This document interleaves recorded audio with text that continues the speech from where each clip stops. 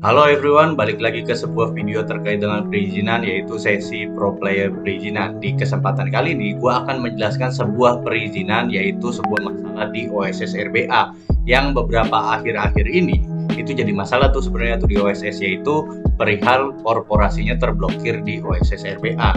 Nah, di kesempatan kali ini gue akan menjelaskan bagaimana sebuah korporasi itu bisa terblokir dan bagaimana jalan keluar apabila teman-teman korporasinya terblokir tuh. Nah, notifikasi ini biasanya muncul pertama ketika melakukan pendaftaran. Biasanya ada notifikasi merah bahwa korporasi terblokir di AHU. Itu yang pertama. Yang kedua, atau pada saat migrasi tuh. Nah, pada saat kita migrasi akun, biasanya ada notifikasi di pojok kanan atas yang bilang bahwa korporasi sedang terblokir. Oke, di kesempatan kali ini gue akan mempresentasikan dan membuat video ini untuk kalian supaya kalian menjadi terang benderang dan bisa menyelesaikan masalah perizinan kalian, yaitu perihal korporasi yang terblokir. Oke, kita masuk ke slide yang pertama. Oke, di slide yang pertama ini adalah gue sebagai Ruli Agustin. Gue konsultan di paradoxlegal.id. Ini Instagramnya paradoxlegal.id, ini webnya www.paradoxlegal.id, atau ini nomor WhatsAppnya 0813 8415 7577. Teman-teman misalkan kesulitan dalam hal pemblokiran AHU ini atau pemblokiran OSS ini, teman-teman bisa kontak aja sosial medianya atau kontak WhatsAppnya, supaya misalkan teman-teman mau kita aja yang ngerjain itu, no problem, bisa kita yang ngerjain, atau mau sekedar konsultasi juga nggak apa-apa, bisa langsung chat ke nomor yang bersangkutan atau di web atau di sosial medianya. Oke, mari kita lanjut ke slide yang ketiga, teman-teman. Di slide yang ketiga, ini adalah biasa gue bikin roadmap terkait dengan sebuah pembahasan. Karena kalau menurut gue tanpa roadmap, biasanya orang tuh tersesat dalam ngebahas sesuatu. Nah, pembahasan yang pertama yang kita akan lakukan adalah penyebab AHU terblokir. Penyebab yang kedua, perihal beneficial owner. Nomor 3, yaitu perihal jalan keluar atau cara mengatasi ketika teman-teman AHU-nya terblokir. Oke, kita akan mulai dari yang pertama terlebih dahulu, teman-teman, yaitu penyebab AHU terblokir.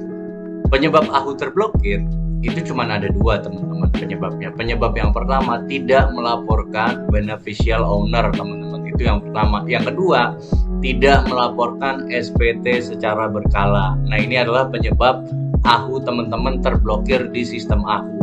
Nah, kemudian kita ke pembahasan yang kedua, yaitu kriteria beneficial owner. Jadi, teman-teman bisa cek aja di dalam akta perusahaannya. Teman-teman masuknya ke permasalahan yang pertama atau permasalahan yang kedua, nanti akan dibongkar secara sistematis nih. Gue akan bongkar bagaimana beneficial owner terlebih dahulu. Nah, yang pertama, ketika teman-teman terblokirnya itu dilihat beneficial ownernya tuh, teman-teman ada di aktanya nggak orang yang termasuk beneficial owner. Beneficial owner itu apa sih, Bang? Beneficial owner adalah pemilik sebuah kepentingan tuh, dia pemilik sebuah manfaat dari sebuah perusahaan. Nah, biasanya ada beberapa kriteria. Salah satu kriteria masuk di dalam ini aja, dia termasuk beneficial owner, teman-teman. Yang pertama, terdapat satu orang menguasai saham lebih dari 25%. Itu bisa dicek tuh aktanya, sahamnya dia lebih dari 25% nggak satu orang ini. Misalkan ada dua orang, ternyata lebih dari 25% dua-duanya. Nah, itu termasuk kategori beneficial owner, teman-teman. Atau yang baru-baru kali ini gue kerjain, yaitu satu orang dia menguasai kurang lebih 90% saham, maka dia masuk beneficial owner yang pertama, kriteria pertama. Yang kedua, kriteria kedua terkait dengan terdapat orang yang bisa ngubah direksi, komisaris, ataupun pengawas, teman-teman. Di sini pengawas bukan dalam artian sebuah perusahaan ya, ini bisa yayasan dan kawan-kawan. Nah, ini ketika dia bisa mengganti orang-orang tersebut, maka itu disebut dengan beneficial owner. Tapi harus dibuktikan secara rigid di dalam aktanya. Misalkan ketika kan di sini kan sebenarnya akumulasi dari saham itu bisa mengubah direksi, komisaris, atau pengawas, teman-teman. Jadi konsepnya begini, ketika lu masuk ke dalam sebuah perusahaan, lu punya misalkan 70% saham. Nah, itu sebenarnya itu adalah orang yang bisa mengganti, mengubah, ataupun mencopot jabatan, sebuah jabatan direksi atau komisaris melalui RUPS. Nah, ini termasuk yang disebut dengan beneficial owner, teman-teman. Terus yang ketiga dia adalah seseorang pemilik dana sebenarnya dari sebuah korporasi. Jadi dia hanya under name aja, dia pakai nama orang buat masuk nih. Dia pakai nama orang buat mendirikan sebuah PT, tapi sebenarnya dananya dari dia. Nah, itu termasuk beneficial owner yang ketiga. Ada beneficial owner yang keempat yaitu terdapat satu orang yang mendapatkan laba lebih dari 25%, maka dia termasuk beneficial owner, teman-teman. Yang keempat, dia terdapat satu orang yang memiliki hak suara di dalam RUPS lebih dari 25%. Itu beneficial owner juga.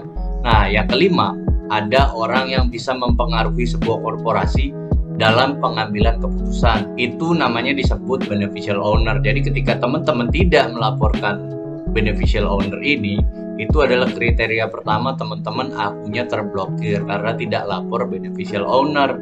Nah, selanjutnya adalah cara mengatasi korporasi yang terblokir. Cara mengatasi korporasi yang terblokir itu dua sebenarnya. Pertama, kita lihat ada nggak sih direksi atau komisaris atau pemegang saham kita yang masuk kriteria tadi tuh yang udah gue jelasin. Itu yang pertama.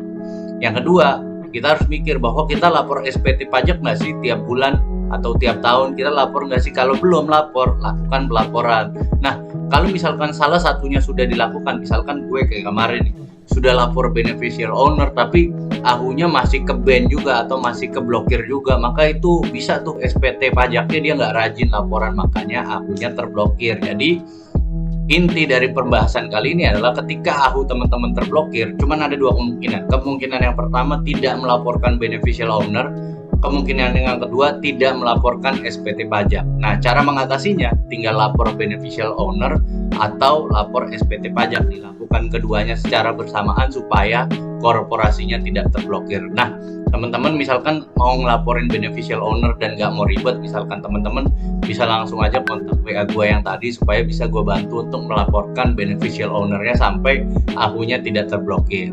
Oke, kita ke slide yang terakhir, yaitu terima kasih. Oke, cuman sekian yang bisa gue sampaikan. Semoga ilmu ini bermanfaat. Ketika misalkan memang ada salah di pembahasan kali ini, gue mohon maaf. Semoga ilmu ini bermanfaat buat teman-teman. Sampai jumpa di perizinan-perizinan selanjutnya. Dadah.